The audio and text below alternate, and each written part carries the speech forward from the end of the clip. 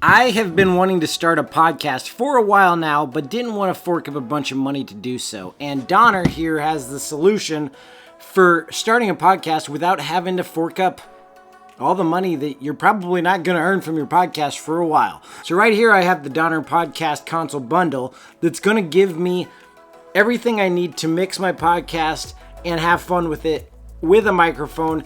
And this alone I could probably start a podcast on, but I want to also have guests and a co-host. So I have the PO8 dynamic microphone. This thing's hefty. So I'm going to open both of these and see what we have in the package.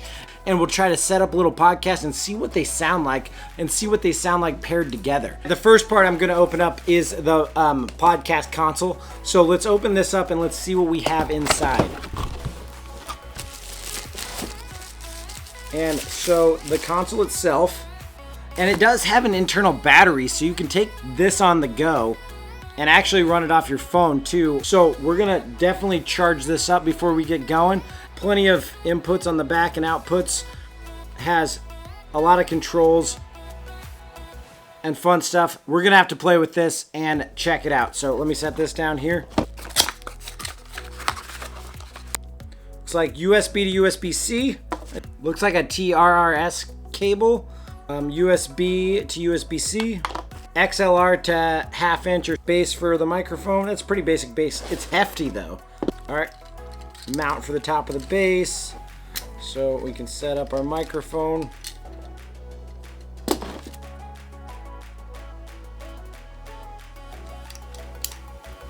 I'm excited to see how this sounds and pair everything up here. So that's what we have in our podcast console bundle. Let's go ahead and open the microphone and see what we have in there. All right, microphone, we're opening that sucker up now.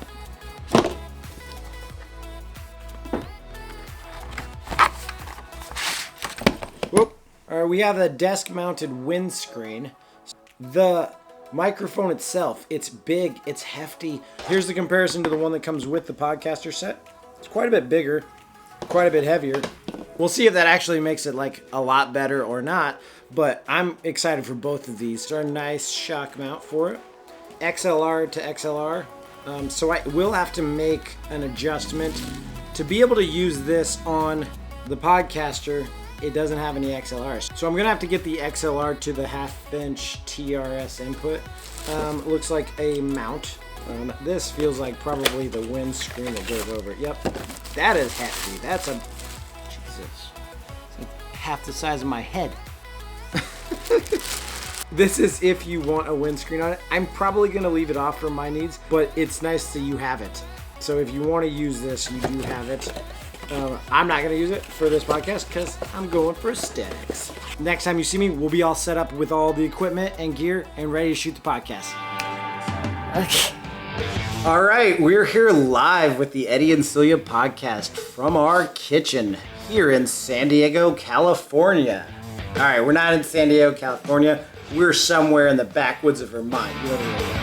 And we are testing out the podcaster. So we've been having a lot of fun with it, and Celia's played with it some herself, and I've been playing with it. Here's a shot of me just singing. We're going through those reverbs. This is another reverb right now.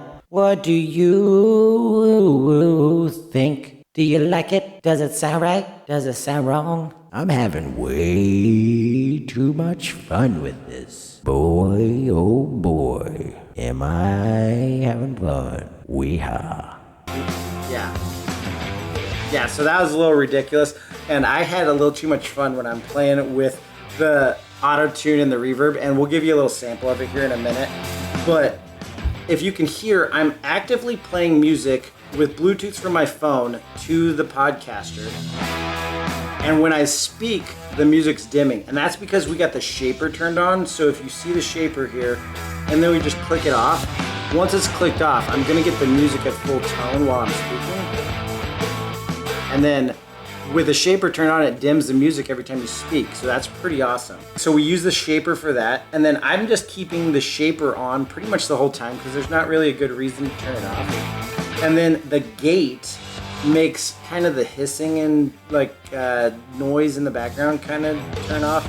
So if I turn the gate off, you hear a little bit more raspiness in our voice, so go ahead and speak into yours, so. Okay. Yeah. Yeah, so it helps with the raspiness, so I got the gate back on now, and I would say leave the gate on. And so let's just talk about some of the fun that you have here. So you've got your two knobs. So the gain is actually going to control the in from your microphones. So what we're getting out of the microphones. So if I turn it down, it's turning down what we get out of the microphones. I'm going to go ahead and pause the music. So when the master volume over here is what's going out. So whether it's going out to your headphones or going out to the camera, which we're plugged into right now with it, the master is going to control that. So if I go down with the master, you're hearing it a little less, but if I go back up with it, you're hearing it a little more. You can show gate better now. Yeah, so I'm going to, without the music on, let's just do a gate again. And so gate with the gate off, hear how echoey and hissy it is? Yeah, you don't want that. So the gate is important. I would definitely have that on like all the time, unless there's some reason you don't want it on. And then, so let's just play with some, the buttons here that we have. Turn it down. It's really, right. really loud. All right, let's see. So if you say something fun and you want some people clapping for you, yeah. And then the music knob turns that on and off, or turns it up and down. So like if you wanted to fade out, it's like you want to fade out, you can fade it out with the music button, or the music knob.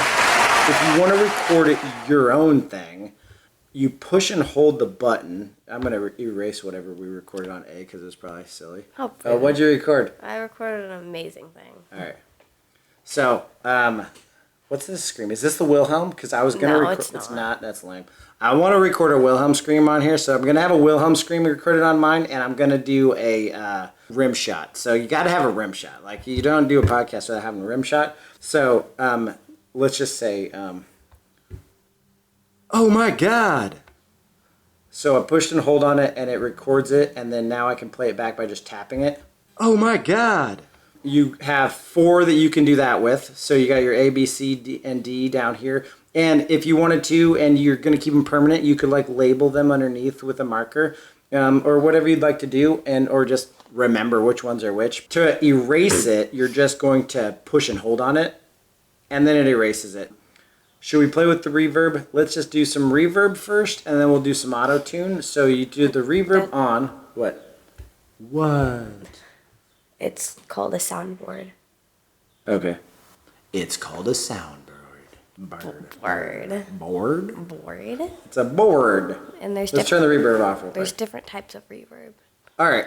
So I'm going to let Celia talk about the reverb here because she's an expert. No, I'm not. All right. Also, we both wanted to monitor it, so we both have an earbud in. But you could use over-the-head headphones if you wanted to and just monitor it yourself. But Celia wanted to be able to hear it too, which is understandable. Or you could get a splitter, and then you could have 2 headphones in it. So let's play with the reverb. The reverb. And so as Celia adequately put this bit, here's a soundboard.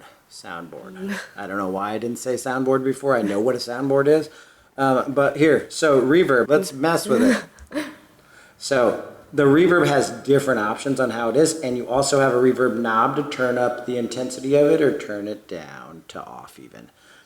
So you can keep reverb on all the time and then just have this down, and then whenever you want to add it, you could just crank it up. And that's a good option, so you're not just like clicking the button every time. And then you could also have it set to the one you want. So we can play with and this one, and this one. I like the pink one. And Celia likes the pink one. You've skipped the pink one. That's pink right there. Yeah. This is pink right here. All right, so I'm going to go ahead and turn the reverb down. So now you're not hearing the reverb at all, even though it's selected on there for us.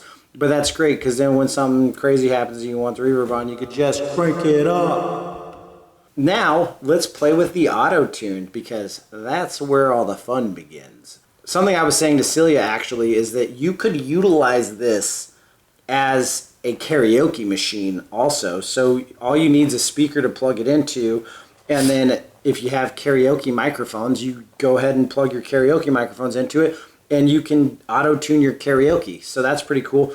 And then obviously you can use it to auto-tune if you're just a musician trying to record music with it. And when we have the auto-tune turned on, that's what it sounds like. Do you know what the point of the autotune is? What? And why it's the notes? Explain it. Celia's better with music than I am because she does music at school and stuff. It's to, like, for musicians to get the right, like, note for the right pitch and stuff. Yeah, but so, like, when musicians are... I'm going to turn this off because I sound ridiculous. When musicians are doing it, are they typically already close to the note but trying to get it? Like, musicians will use So it... it doesn't sound as dumb as when you're normally talking and you use it. That's why it, like... Yeah, I mean, obviously you're not going to use it just to speak. Yeah. So you're using the auto-tune when you're doing music. Like, if you're going to sing, that's when you're using the auto-tune. You're not going to use auto-tune to just speak Usually into it. they pre-record it and then edit it in editing, but They do auto-tune other in pe- editing. other people do it like this. I've done auto-tune with editing before. But it's kind of fun to be able to do it live. Yeah. I either way, the auto-tune function's super fun, and I played with it for like 20 minutes recording myself the other day. Let's just play with some auto-tune, yeah. I'm not a good singer. You're a really good singer. I'm such a good singer if I use the D note. And then I didn't know what the hashtags meant. What is it? It's the sharp symbols. It's the sharp symbol. I just call it a hashtag or a pound sign like an old person. Is that a D pound? Okay. D sharp or E flat. E flat. Now We're singing in an E flat, baby. No, now that's just E. No, that's just E because I don't know music and Celia does. D sharp is E flat. D sharp is E flat. I didn't know that. All right, I'm turning off the auto tune because it sounds crazy. But you can see how you can play with it, so that's cool. I didn't turn it off. You're really bad at turning. Oh, okay. So this thing's a blast, and it is super inexpensive. We've had so much fun with it. It's battery powered. Right now, it's not plugged into power at all. You can take it out. You can record on your phone, so you can plug it into your phone. And likely, if you have a newer phone, you do need an adapter that goes from like the headphone jack, the microphone jack, to your USB-C, or for an Apple phone, you would need the lightning cable one. You can just take it out, have a little tripod for your phone, and you could record a podcast literally anywhere.